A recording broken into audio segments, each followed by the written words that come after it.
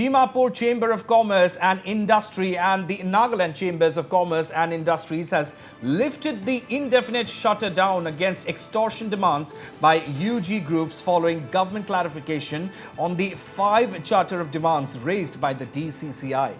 Well, briefing media persons today, Deputy Chief Minister in charge Home Department Y. Patton reassured the business community, stating that police are taking suo motu cognizance of extortion cases. Patton also sought support from the business community to tackle the menace, urging people to come forward and lodge complaints. The state government also assured to take necessary action in all the cases of extortion by multiple groups in the state.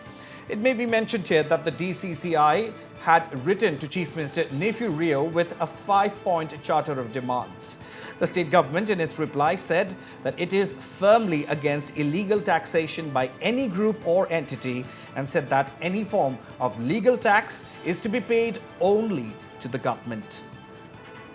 The government has written to the Commissioner Nagaland and Director General of Police Nagaland on 25th April 2024 to step up measures to check such illegal activities of extortion by multiple groups imposed by the various groups, along with making an appeal to the DCCI to lift the proposed indefinite shutdowns. The issue of multiple extortion and harassment meted to the business community of Dimapur by the various groups was listed as one the agenda in the cabinet meeting held on 26 April 2024. The cabinet, after thorough deliberation on the matter, has decided to inform the chairman, CFMGs, CFSB, immediately through the Commissioner Nagaland and DGP Nagaland to enforce strict implementation of ground rules of ceasefire and that the culprit will be booked under NSA and detained outside the state.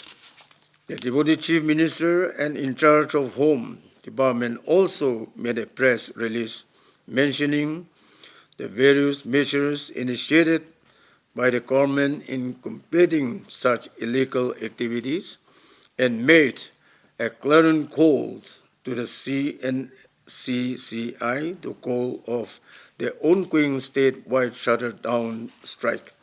The state government, after carefully examining the charter of demands of DCCI and the response clarification by the chairman CFMG, CFSB is of the opinion that the activities mentioned in the DCCI letter are against the relevant laws of the land and invite appropriate legal action separately. Reply is enclosed today. All right, and now let's listen in to Y. Patton's appeal, following which the DCCI decided to withdraw its indefinite shutdown. Listen in.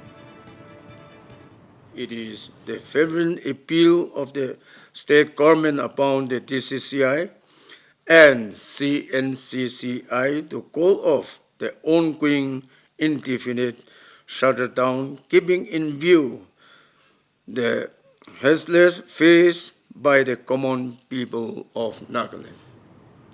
My colleague Sarah Konyak joins us over the phone line from Kohima to give us more details regarding this at this point in time. So Sarah, the appeal by the Deputy Chief Minister seems to have done the trick here, as the DCCI has called off its indefinite shutdown, which, besides coming as a big relief for the general people, for the people in general, must also mean that the DCCI believes this time that the government will actually make good on its promises. Sarah.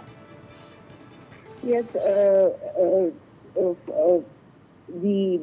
DCCI have lifted the indefinite shutdown with immediate effect, and this comes following the meeting between the DCCI and as well as the state government, which was led by the additional chief secretary. They had a meeting in Dimapur today, and after the meeting, the DCCI had addressed a press conference wherein they have decided to leave the indefinite shutdown.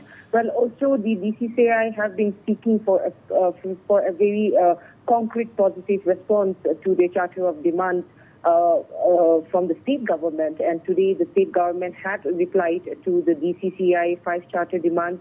I would say rather the state government has clarified to the questions of the DCCI, and seems like the DCCI is satisfied with the response of the state government, and they have decided to lift the indefinite shutdown. At the same time, Ronak, the state government has also assured the business community that it will leave no stone unturned to address the issue of extortion in the state of Nagaland, not just in Dimapur but across the state. And at the same time, the Nagaland police and the deputy chief minister is also in charge of the home department have also appealed to the people, the citizens, to support the state government and the police in curbing the issue of this extortion in the state by lodging complaints, and they have also assured that the identity of the complainant will be kept anonymous. Right. So, Sarah, like you yourself. All right, Sarah, thank you very much for all those details.